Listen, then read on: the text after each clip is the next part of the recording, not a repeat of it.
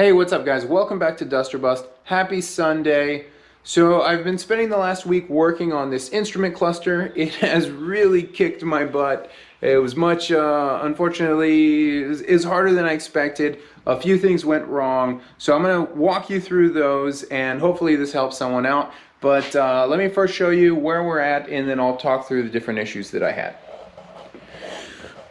Alright, so we're getting there. I at least have something in place. The overall geometry of it is right. Holes are cut out. It is still super ugly.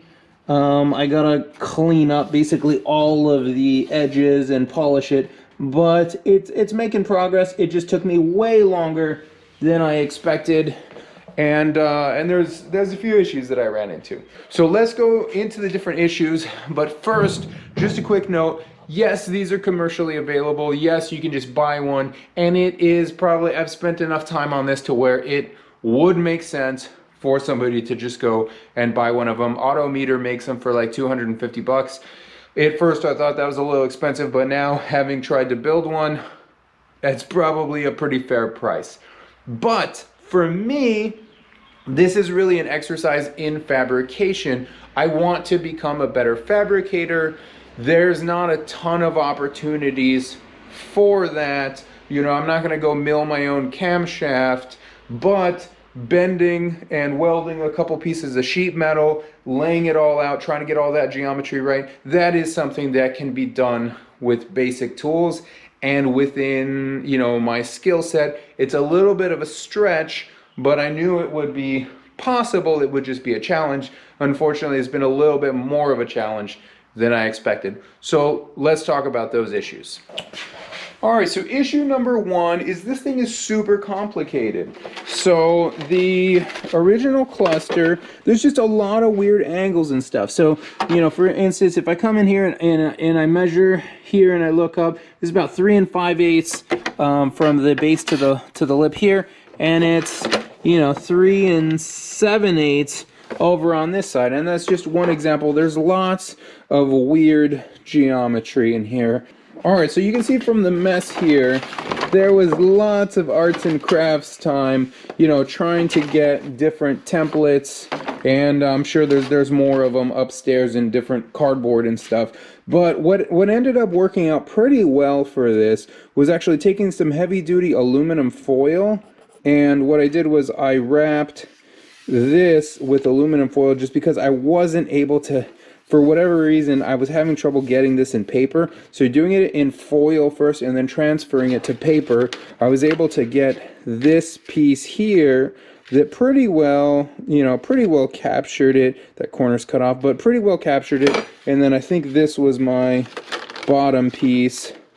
And then I basically transferred it over to, you know, something like this, and I ended up simplifying it even more because trying to get this edge in there was just not going to work. So I ended up bringing the whole thing out a little bit, and then I had to shorten all of this edge. But the idea here, you know, I like the idea, I like the concept. Doing the layout was just a really good kind of exercise to go through. So I wanted to lay it all out in one piece to where I could cut it all at one shot and then basically bend it. So here, you know, gonna do this bend along this line here, and then weld that corner once it's the steel version of it, and then all these lips just kind of fold back to make the that kind of edge on it all. So I did a number of paper templates that it all just takes time to do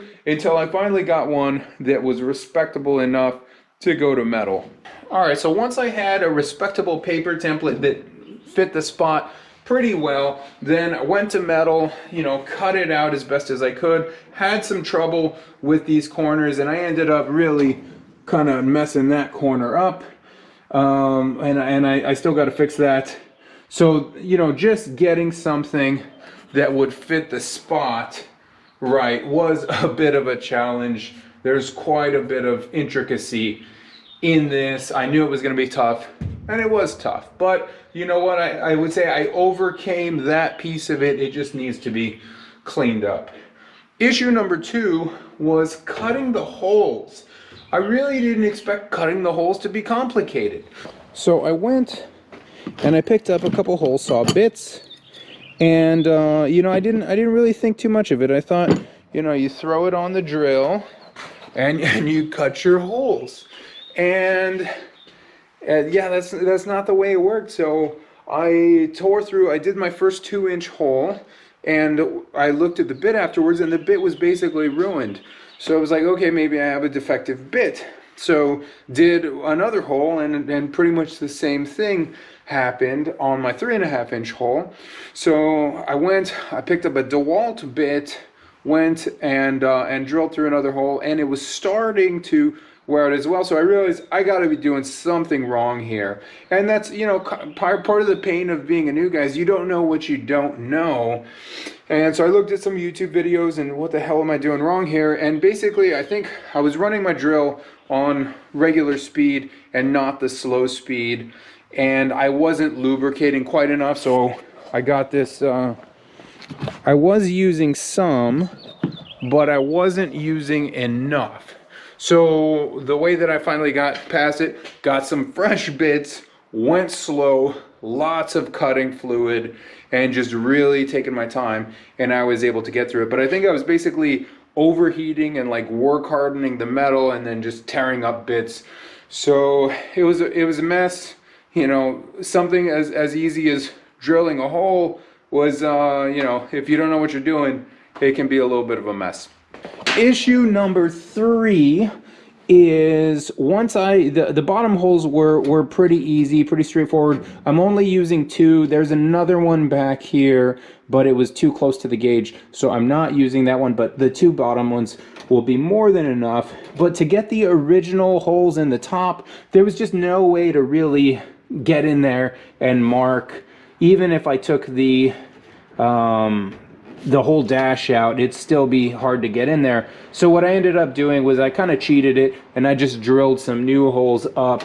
I, you know, went and picked up some new clip nuts to hold it in place, but it just took time, you know, to get all those modified a little bit to hold it. So, you know, not terribly complicated, but it just takes time. Everything takes time, and unfortunately this thing has just beat me up quite a bit. All right, so overall it's functional, it's just ugly at this point. I need to clean up all of my weld marks. I need to clean up this corner for sure. I need to, once it's, you know, in place, I need to bend these just a little bit more to close the gaps.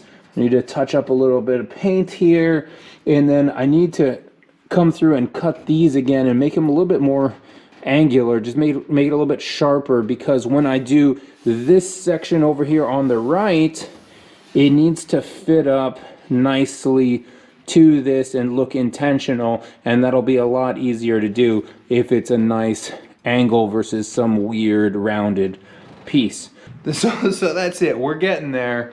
Definitely a bigger time investment than I was planning. It's been a push for me and my still fairly beginner skill set, but it's been good. It's been a good exercise in fabrication, and you know, it is a challenge. I knew it would be a challenge.